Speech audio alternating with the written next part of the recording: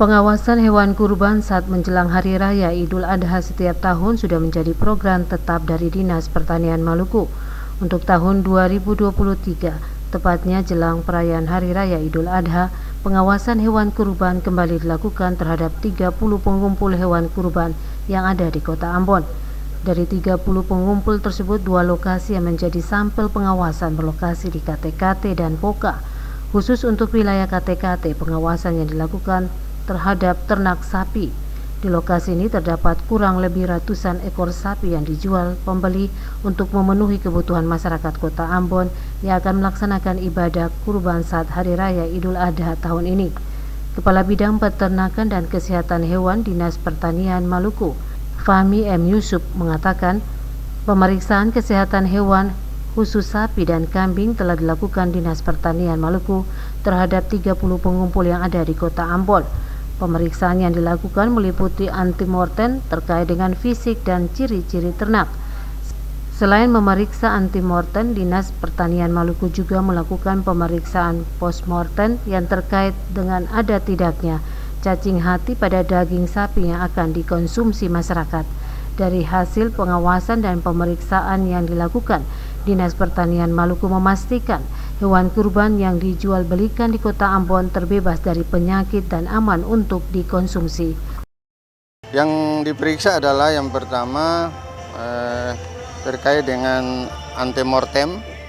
Antemortem itu diperiksa fisiknya ternak, ciri-ciri ternaknya, kemudian tingkah laku ternaknya sendiri.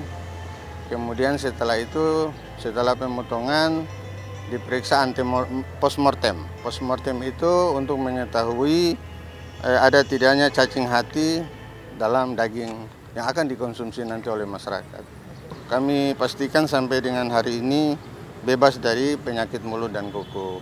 Untuk itu kami menghimbau kepada masyarakat di 11 kabupaten kota untuk tidak ragu dalam mengkonsumsi hewan kurban karena sudah melalui pemeriksaan oleh tim kesehatan kami. Kami membentuk tim yang terdiri dari 25 orang, terdiri dari paramedik dan dokter hewan yang ada di Kota Ambon dan di Dinas Pertanian Provinsi Maluku. Hal yang sama juga disampaikan dokter hewan Elverani Eka Putri. Menurut Eka Putri, hasil pemeriksaan dan pengawasan yang dilakukan terhadap hewan kurban yang dijual pedagang semuanya memenuhi persyaratan dalam kondisi sehat.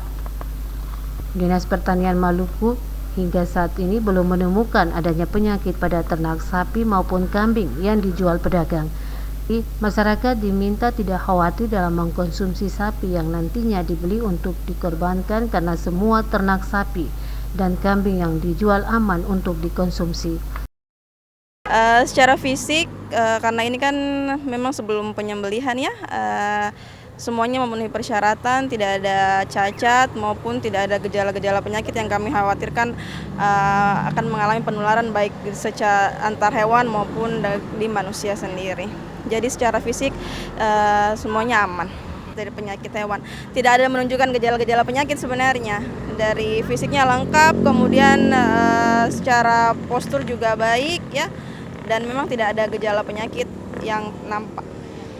Nanti pengawasannya akan kami lakukan juga pasca pada saat penyembelihan dan setelah penyembelihan atau penanganan dagingnya. Justru itu memang yang penting sebelum disalurkan ke masyarakat.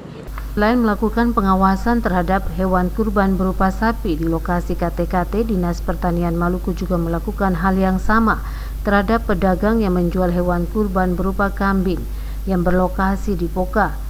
Di lokasi ini, dokter hewan Dinas Pertanian Maluku melakukan pengawasan terhadap kondisi kambing yang dijual. Dari hasil pengawasan di lapangan ditemukan puluhan kambing yang dijual belikan ini dalam kondisi sehat dan tidak ada ditemukan penyakit pada kambing yang dijual tersebut.